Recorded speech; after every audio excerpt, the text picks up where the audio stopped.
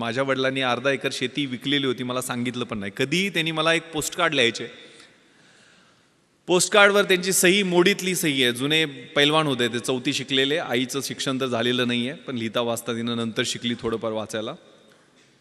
पण वडील, मी दिल्लीला ज्यावेळेला UPSCची तयारी करायला इंटरव्ह्यूच्या वेळेला होतो, मुंबईमध्ये असायचो, त्यावेळेला पोस्टकार्ड लिहायचे. त्यांनी कधी टेन्शन देणाऱ्या गोष्टी लिहिल्या नाहीत, पण व्यवस्थित चाललंय आमचं, आमची काही काळजी करू नको, तुला पैसे किती पाहिजेत, कसे पाठवून देऊ, जेवायला व्यवस्थित मिळतं का, वगैरे वगैरे विचारपूस करून शेवटी मात्र न चुकता एक ओळ ते लिहायचे. मला गावाकडे प्रेमानं भावड्या म्हणतात. भावड्या, माझे डोळे मिटायच्या आधी तुला लाल दिव्याच्या गाडीतनं आलेलं मला पाहायचं आहे.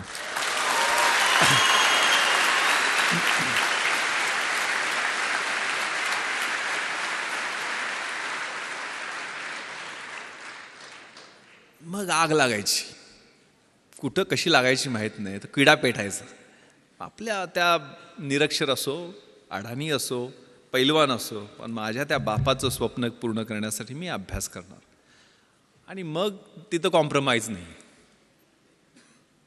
त्यामुळे प्लॅन केला तो. मग आनंद, मी, सुगंध एकत्र बसून आम्ही कॉलेजला असताना प्लॅन केला. तर तिघंजणं एका खेड्यातली 1800 लोकवस्तीच्या गावातनी 3 पोरं प्लॅन करू शकतात. तर तुम्हाला तिथं इतकं चांगलं इन्फ्रास्ट्रक्चर आहे, पुस्तक आहे, मार्गदर्शक आहेत, सगळ्या गोष्टी उपलब्ध आहेत. एवढ्या सगळ्या गोष्टी असताना घोड्याला फक्त पाण्यापर्यंत आपण घेऊन जाऊ शकतो. त्याला पाणी प्यायचं की नाही हे आपण ठरवायचं आहे. त्यामुळे आपण सगळेजण निर्णय घ्यायचा आहे त्याच्या बाबतीत.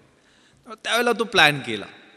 यश अपयश मिळत राहतं, असतं, त्रास होतो, पेन्स होतात, फ्रस्ट्रेशन येतं. जे मी तुम्हाला सांगितलं, मी मरीन ड्राईव्हवरती फिरायचो. पहिल्यांदा इंटरव्ह्यूतनं नापास झालो, त्यावेळेला अजून फ्रस्ट्रेशनमध्ये गेलेलो होतो. 21व्या वर्षी मुलाखतीतनं परत आलेलो होतो. पण दुसऱ्याच वर्षी 3 पोस्टवर सिलेक्ट झालो. एक पण नाही आहे. मी पहिल्यांदा MPSCतनं सेल्स टॅक्स इन्स्पेक्टर झालो, नंतर डेप्युटी कलेक्टर झालो आणि IPS UPSCच्या एक्झाममधनं झालो. म्हणजे 12 परीक्षा मी सलग पास होत गेलो. 1996ला 1997ला ट्रेनिंगला गेलो. आता 20 वर्ष सर्व्हिसमध्ये होत आहेत. आता 43व्या वर्षी स्पेशल IGP म्हणून काम करतो. त्या कशा पद्धतीनं पास होत गेलो,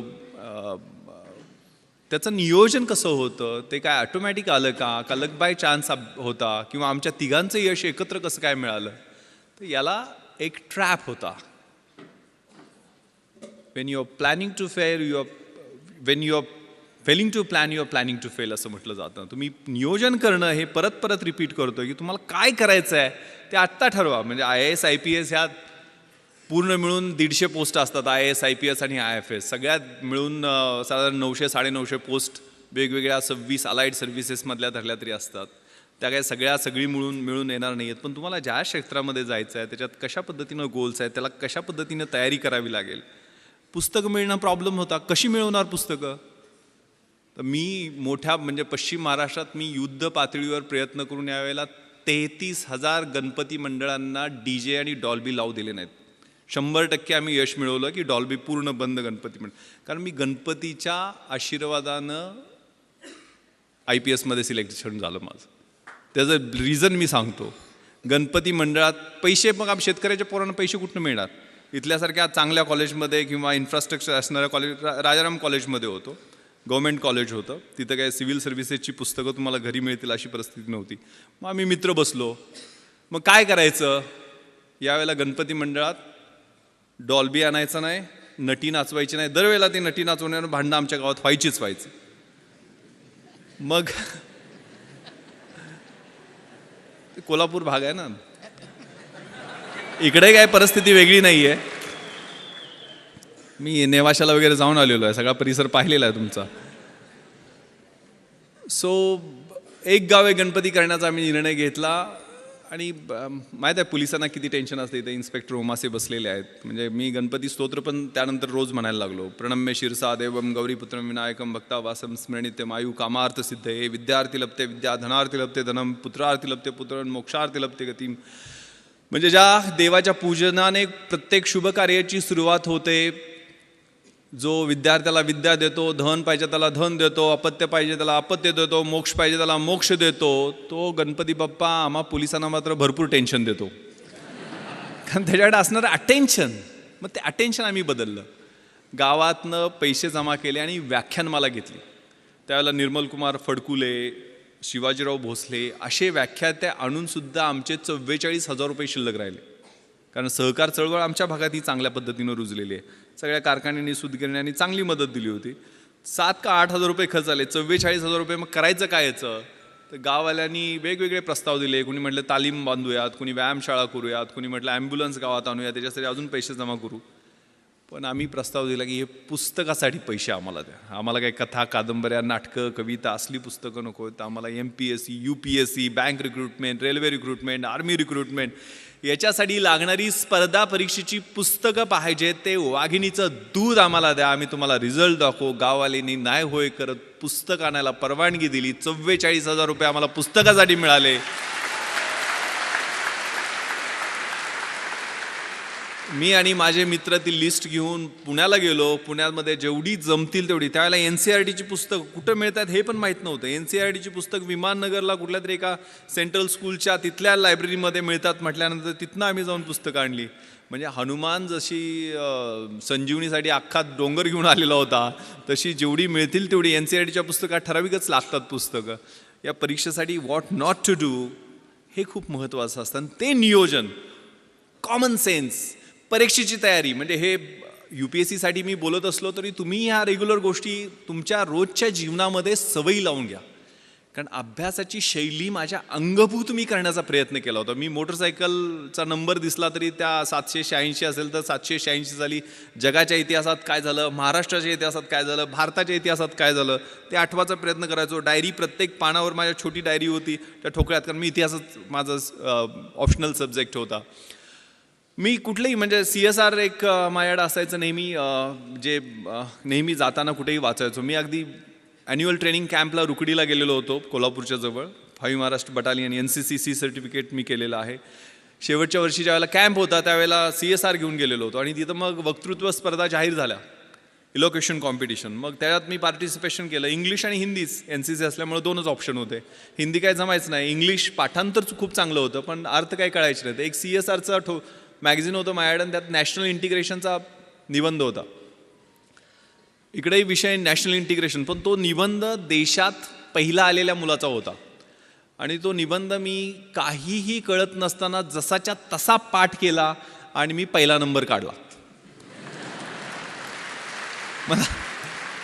म्हणजे अजूनही मला तो निबंध आठवतोय. नॅशनल इंटिग्रेशनवरती जो होता, the strength of the nation lies not in its loud claims and mouth watering directive principles of the state policy but in the spirit of service and that of the complete dedication of one's both body and soul to the cause of unity and integrity of the nation. आता महत्त्वाचं सांगतो. मी deputy collector, उपजिल्हाधिकारी म्हणून जे selection झालं त्यावेळेला मला फक्त इंग्रजीमध्ये 100 पैकी 92 मार्क मिळाले होते म्हणून झालेलं होतं. हे 92 मी मराठी माध्यमाचा, माझं ॲव्हरेज इंग्लिश होतं. पण माझं ग्रामर आणि रायटिंगमधलं इंग्लिश बोलताना मी UPSCची मुलाखतसुद्धा मी मराठीतून दिलेली आहे. पण तिथं मी काय केलं, मी पेपर फोडला नव्हता. 92 मार्क मला कसे पडले, कारण त्यावेळेला 40 मार्काला एसे असतो. आता मी कुठला निबंध पाठ केला होता, नॅशनल इंटिग्रेशनचा. आणि इथं मला निबंध कुठला आलेला होता, if I were a prime minister, मी पंतप्रधान झालो तर.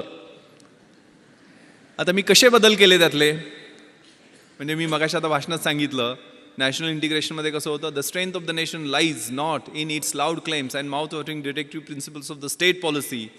इकडं कसं गेलं, the strength of the nation lies not in prime ministers loud claims and his mouth watering directive. पुढं असं होतं, however with every salute and cheers to our grand and mighty past, we cannot but admit that our present is afflicting, sometimes it is horrifying, sometimes frustrating. इकडं कसं गेलं, however with every salute and cheers to our grand and mighty past of Jawaharlal Nehru, Indira Gandhi, our present, त्यावेळेला इंदर कुमार गुजराल आणि ते चंद्रशेखर सरकार पडणं वगैरे सुरू होतं. ते सगळं इट इज अफ्लिक्टिंग, समटाईम्स हॉरिफाईंग. असे व्यवस्थितपणे फिलिंग द ब्लँक्स केले आणि व्यवस्थितपणे पेपर तो लिहिला आणि 92 मार्क मिळाले आणि मी डेप्युटी कलेक्टर होऊ शकलो. हा प्रयोग माझ्या मित्रानं केला आणि त्याला 37 मार्क फक्त पडले. त्यामुळं हा प्रत्येकाचा इंडिव्हिज्युअल अप्रोच असतो, प्रत्येकाच्या अभ्यासाची शैली ही वेगळी असते. माझी दुसरं कारण, मी डेप्युटी कलेक्टर होण्याचं माझा समाजशास्त्र विषय मी घेतलेला होता. कधी घेतला? ज्यावेळेला MPSC प्रिलिम्सचा रिझल्ट लागला आणि मी पास झालो आहे आणि 1.5 महिन्यांनी MPSCची मुख्य परीक्षा आहे हे माहीत झाल्यानंतर मी समाजशास्त्र विषय घेतला. कारण मराठी लिटरेचर माझा दुसरा ऑप्शनल सब्जेक्ट UPSCच्या अभ्यासासाठी, म्हणजे IAS IPSच्या तयारीसाठी मराठी साहित्य होता. पण MPSCमध्ये मराठी साहित्याचा चांगला स्कोअर होत नाही आहे, त्यामुळे मला माझ्या मित्रांनी सांगितलं की तो विषय घेऊ नको. मग मी समाजशास्त्र विषय घेतला. समाजशास्त्राचं सोशॉलॉजीचं स्पेलिंग सोडून मला काहीही माहीत नव्हतं. मी बाजारात गेलो, सगळ्यात छोटं पुस्तक असेल ते निवडलं आणि ते 175 पानाचं पुस्तक घेऊन आलो. आणि माझा एक मित्र संजय देशमुख, जो MPhil इन सोशॉलॉजी झालेला होता, त्याला म्हटलं मला जरा मार्गदर्शन कर रे, माझं 7 दिवस मी देऊ शकतो या विषयाला, मला समाजशास्त्र विषयात चांगले मार्क्स पाडायचे आहेत. तोही मेन्सला होता. तो 3 ठोकळे त्यानं मोठे मोठे काढले आणि जवळजवळ 350-400 डेफिनेशन्स इंग्लिशमध्ये त्याला पाठ होत्या. आणि असं टेन्शन दिलं की म्हटलं आता आपण गळ्यात दगड बांधलेला आहे आणि उडी मारलेली आहे आणि 100% बुडणार. मात्र ते 7 दिवस त्या पुस्तकाबरोबर मी अभ्यास केला, म्हणजे रोमॅन्स केला, लिटरली कॉन्सेप्ट समजून घेतले.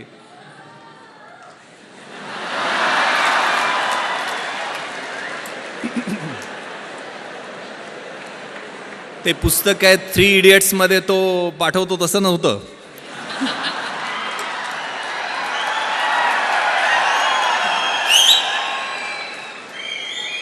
आणि तुम्हाला विश्वास बसणार नाही, माझं मार्कशीट तुम्हाला मी दाखवेल. ज्यावेळेला रिझल्ट लागला, जो MPhil इन सोशॉलॉजी होता संजय देशमुख, त्या माझ्या मित्राला 200 पैकी 80 मार्क पडले, म्हणजे 40% मार्क मिळाले. त्या ठिकाणी 8 दिवस रोमॅन्स करून, 8 दिवसच अभ्यास करून मला 200 पैकी 160 म्हणजे 80% मार्क मिळाले.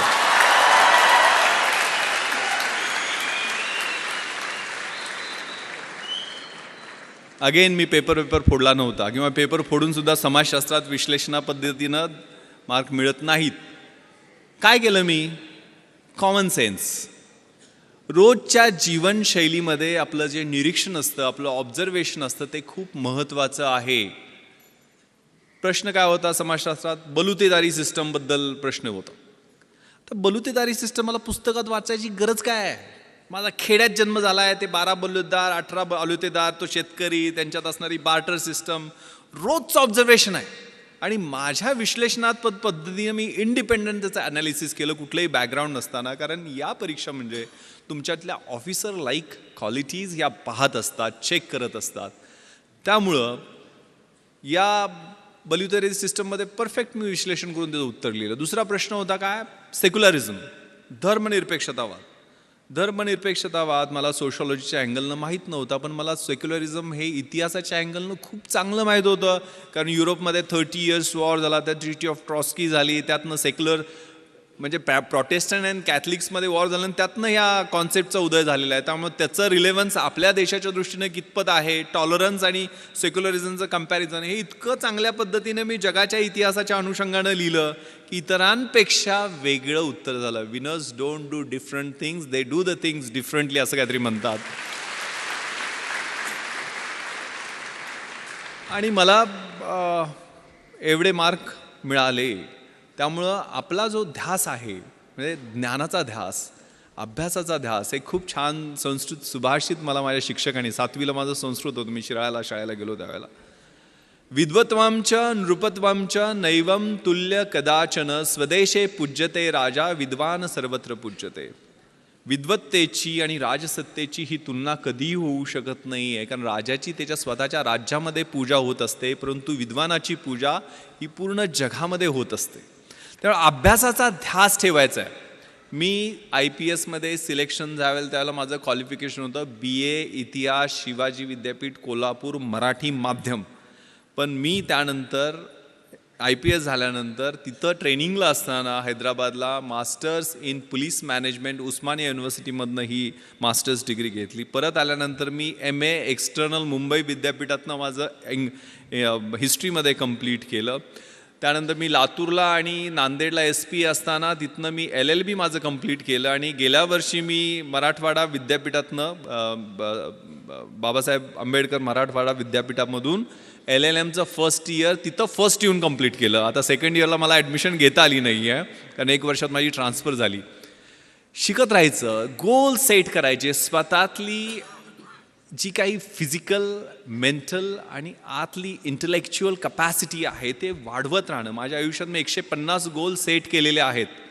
मी आज म्हणजे माननीय थोरात साहेबांनी एवढा आग्रह केला, मी अँटीबायोटिक्सवर आहे कारण मी माझ्या मुलीनं मला सांगितलं की तुम्ही सगळं तिला पाहण्याची हौस आहे. म्हणजे ती म्हटली की मला ते जगातल्या गोष्टी दाखवणं, मला पार्लमेंट दाखवा, मला प्रेसिडेंट हाऊस जिथं doctor APJ Abdul Kalam sir बसायचे त्या हाऊसमध्ये घेऊन चला. म्हणून मी दिल्लीला तिला सगळ्या गोष्टी, सगळे फोर्ट तिला दाखवले, जोधपूरला घेऊन गेलो, जैसलमेरला घेऊन गेलो, बॉर्डर दाखवली, माझं बॅचमेट तिथं BSFमध्ये IG असल्यामुळं. आणि म्हणजे तिला मी सर APJ अब्दुल कलाम सरांना भेटायला गेलो त्यावेळेला तिला ऑटोग्राफ देताना तिने विचारलं, येस व्हॉट्स युअर नेम बेटा? ती म्हटली Janhavi. Okay Janhavi, do you want to become IPS officer like your father? तर ती म्हणाली, no no sir, I want to become doctor APJ Abdul Kalam.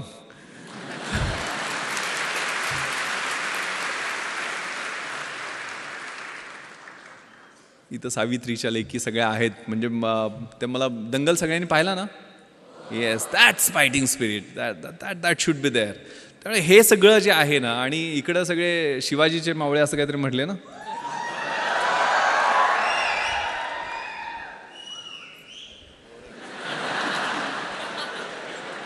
पहिल्यांदा कळालं शिवाजीचे मावळे शिट्ट्या पण घालत होते. हे खूप छान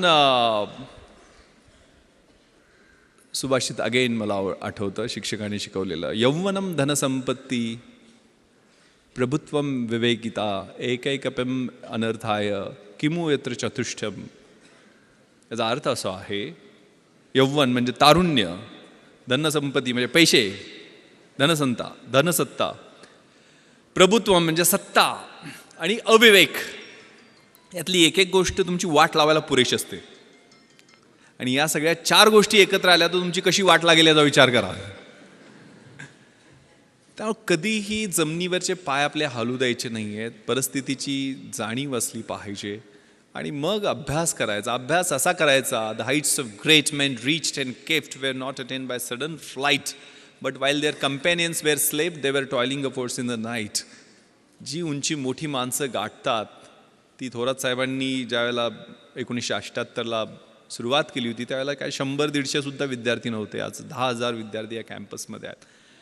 त्यावेळेला त्यांनी कष्ट केलेलं असतं, ते विजन असतं समोर, एक दूरदृष्टी असते आणि त्या दृष्टीनं त्यांनी पाऊल एक एक पाऊल टाकत पुढे गेलेले असतात.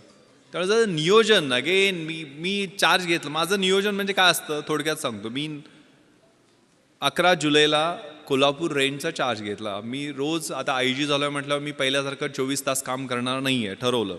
आता SP मी कामाला लावेल, मग मी रोज 10 तास काम करेल. मग 10 तास मी रोज काम केलं तर किती कामाचे दिवस माझे 31 मार्चपर्यंत होतात. 790 करेक्ट दिवस होतात. 790 दिवस माझे इन्स्पेक्शन 5 जिल्ह्यात माझ्याकडे आहेत, तर 10 दिवस 10 तास प्रत्येकी असे 5 जिल्ह्यांची इन्स्पेक्शन केल्यानंतर किती दिवस होतात. मी रोज 2 तास नागरिकांना भेटण्यासाठी देईल तर ते किती तास होतात. मी 2 तास टपाल, माझं रोजचं टपाल काढेल त्याच्यासाठी किती दिवस होतात. मी माझ्या अधिकाऱ्यांच्या मीटिंग्ज रिव्ह्यूसाठी गेल ते 2-2 तास मी असे स्लॉट्स बनवले. तसे अभ्यासाचे सुद्धा मी ज्यावेळेला UPSCची तयारी करत होतो 4 तासाचा सकाळचा स्लॉट, पहाटेचा. मी 3 वाजता उठायची सवय होती.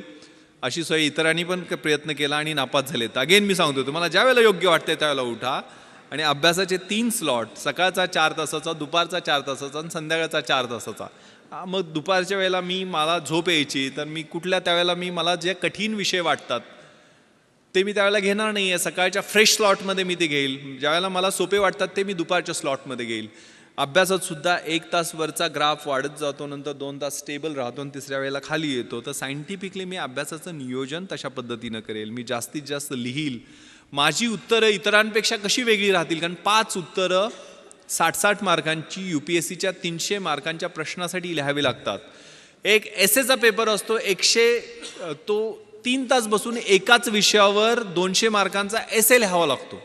मग 3 तास एका विषयावर लिहायला किती आपल्याला अभ्यास असला पाहिजे किंवा किती ज्ञान असलं पाहिजे किंवा किती पद्धतीचं आपलं जजमेंट असलं पाहिजे, त्याचा लॉजिकल फ्लो कसा असला पाहिजे याची तयारी. कारण 2000 मार्कांची ती परीक्षा म्हणजे आतून बाहेरून किस काढते.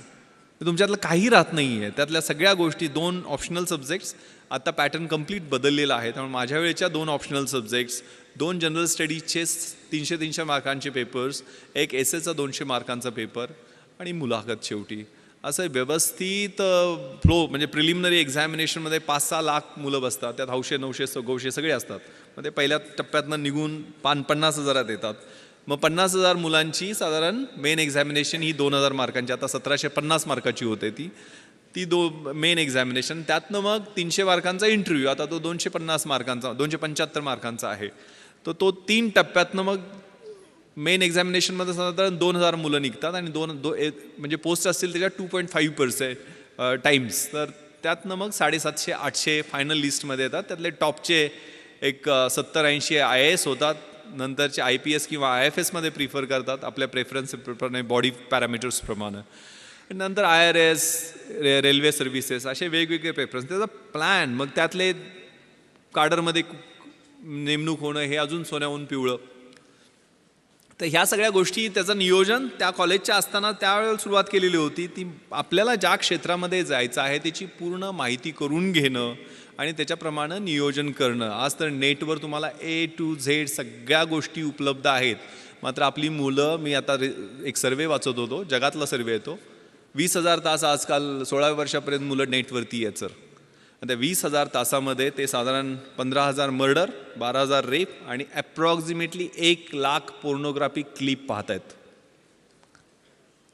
आणि याच्यामुळं ऑटोमॅटिक वेपन्सचा वापर, ड्रग्सचा वापर, एड्स, चाकूसुऱ्यांचा वापर शाळांमध्ये वाढलेला आहे. पण आपण कशा पद्धतीनं त्या व्हॉट्सअप किंवा सोशल मीडियावरती कुठल्या संगतीमध्ये आहे. कारण मी 3 रेव पार्ट्यावरती रेड केलेले आहेत. मी पुण्याची, इकडं तुम्हाला माहीत असेल, पण मुंबईमध्ये ओकूड हॉटेलमध्ये क्रिकेटचे IPL प्लेयर्स वगैरे पकडले होते म्हणून खूप गदारोळ झालेला होता मुंबईमध्ये. खूप मला मोठ्या लीडिंग न्यूजपेपरनी 5 प्रश्न विचारले, मोठमोठी आर्टिकल्स लिहायच्या, नाईट लाईफवर तू हल्ला करणारा कोण वगैरे वगैरे. पण ज्यावेळेला यांचे ब्लड आणि युरिन रिपोर्ट्स आले, त्यातल्या 98% मुलामुलींच्या ब्लड युरिन्समध्ये अफीम, चरस, गांजा, कोकेन असे नाही, फ्लनिट्रेप्झेम सारखे, म्हणजे त्याला नायट्राईट बेस्ड ड्रग्ज म्हणतात, ज्याला डेट रेप म्हणतात, जे पबमध्ये गेल्यानंतर 1 ड्रॉप थम्सअपच्या एखाद्या बाटलीमध्ये मिक्स केला आणि तो एखाद्या मुलीला दिला तर तिची मेमरी ब्लर होते. एक संडे नावाचा सिनेमा आलेला होता, Sunday is missing from the life of that girl, किंवा फॅशनमध्ये हा प्रकार दाखलेला होता. म्हणजे डेट रेप, डेटवर घेऊन जायचं आणि रेप करायचं, सकाळपर्यंत तिचं आयुष्य उद्ध्वस्त झालेलं असतं.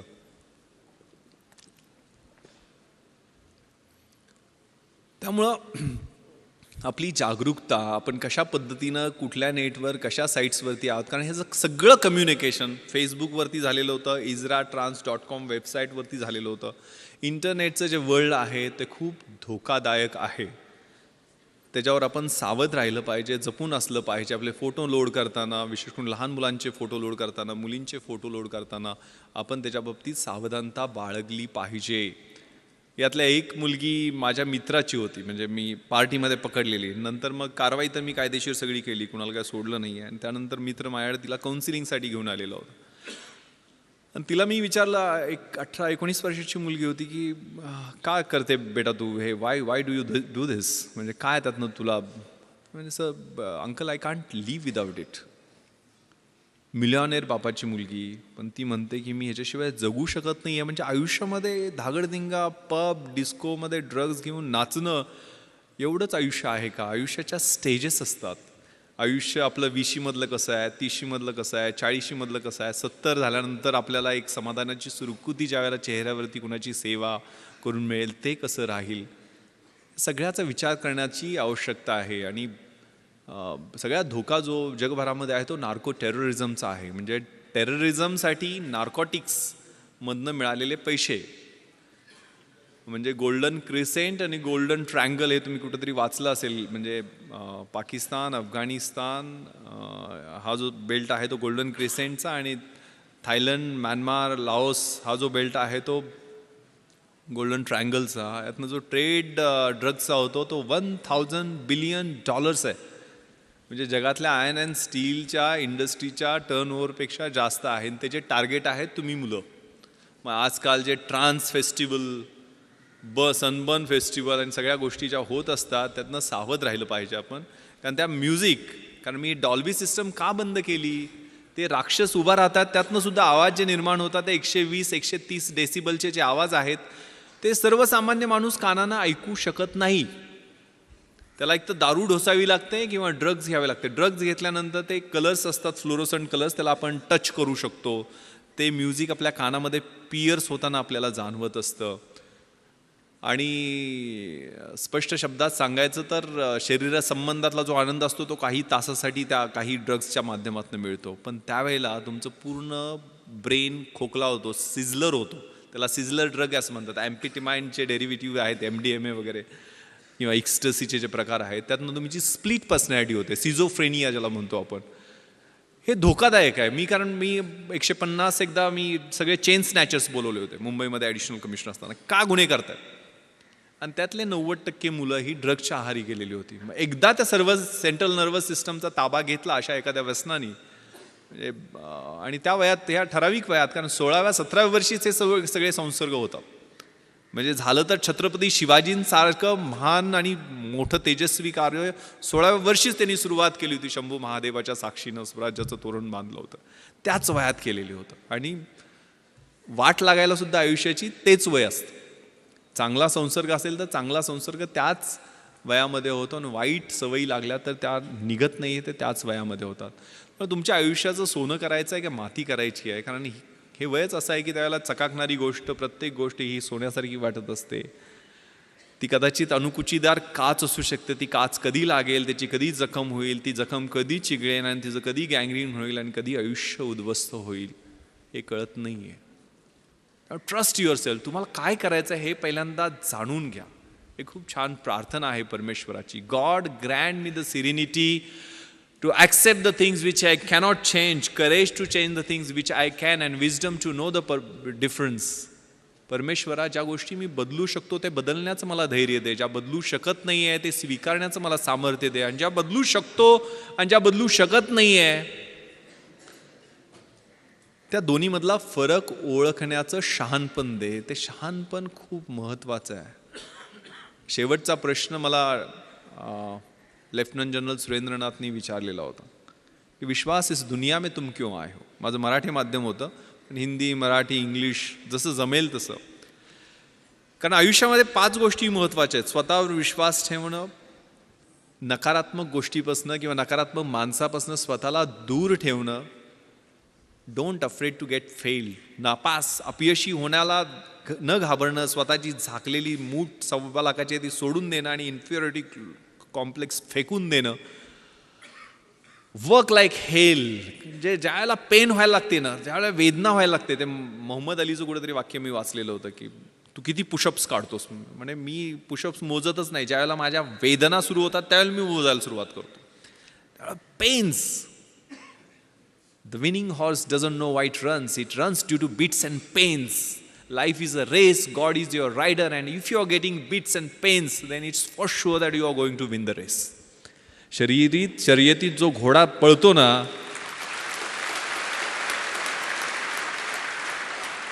त्याला माहीत नसते तो का पळतोय. त्याला जे चटके, फटके, चापकाचे ओरखाडे मिळत असतात त्यामुळे तो पळत असतो. आणि जीवन ही अशीच एक शर्यत आहे. परमेश्वर हा तुमचा रायडर आहे, आणि जर तुम्हाला ते चटके आणि फटके मिळत असतील तर परमेश्वराची इच्छा आहे की तुम्ही ती शर्यत जिंकावी.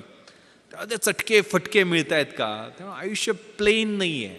Work like hell and give something back to the society. Last, very important.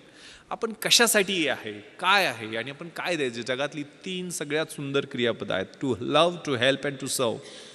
प्रेम करणं, मदत करणं आणि सेवा करणं. ज्या ज्या वेळेला शक्य आहे त्या गोष्टीसाठी आपण तडफडून पुढे गेलं पाहिजे. त्यातनं जे समाधान मिळतं ते आपल्या सेल्फिश मोटिव्ह किंवा मटेरियलिस्टिक किंवा भौतिक गोष्टीमधनं मिळत नाही. मी जी मुलाखतीत मला शेवटचा प्रश्न विचारला होता की विश्वास इस दुनिया में क्यों आए, गोंधळून टाकणारा प्रश्न होता. UPSCचे त्यावेळेचे चेअरमन त्यांनी हा प्रश्न विचारलेला होता. मी तर स्वतःचं कर्तृत्व नाही, आई वडील मला घेऊन आले दुनियेमध्ये. पण मी त्यावेळेला त्यांना एक कविता मला आवडते सर, कदाचित ती माझ्या आयुष्याचं उद्दिष्ट मी ठरू शकेल, आणि ती कविता मी नेहमी म्हणून दाखवतो. Very meaningful poem, the poem of La Mancha. युद्धातल्या सैनिकाची ती कविता आहे. To dream the impossible dream, जे अशक्य आहे ते स्वप्न मला पाहायचं आहे. टू फाईट द अनबीटेबल फो, ज्याचा कोणी पराभव करू शकत नाही त्याला जाऊन मला हरवायचं आहे. To run where the brave dare not to go, ज्या ठिकाणी कुणी जाण्याचं धाडस करत नाही तिथे जाऊन मला धावायचं आहे. To try when your arms are too weary, माझे हात पाय बाहू शरीर सगळं थकून गेलंय, त्यावेळेला मला तो एव्हरेस्ट समोर दिसतोय. तो एव्हरेस्ट गाठण्यासाठी मला एक एक पाऊल पुढं टाकायचं आहे. To reach that unreachable star, this is my quest to follow that star, no matter how hopeless, no matter how far. To fight for the right without questions, without pause, to be willing to march into the hell for heavenly cause. मला सत्यासाठी संघर्ष करायचा आहे, त्यावेळेला कोणताही प्रश्न विचारायचा नाही, कोणताही थांबा घ्यायचा नाही आहे. माझी नरकात जायचीही तयारी आहे, मात्र त्यासाठी असणारं कारण स्वर्गीय असलं पाहिजे.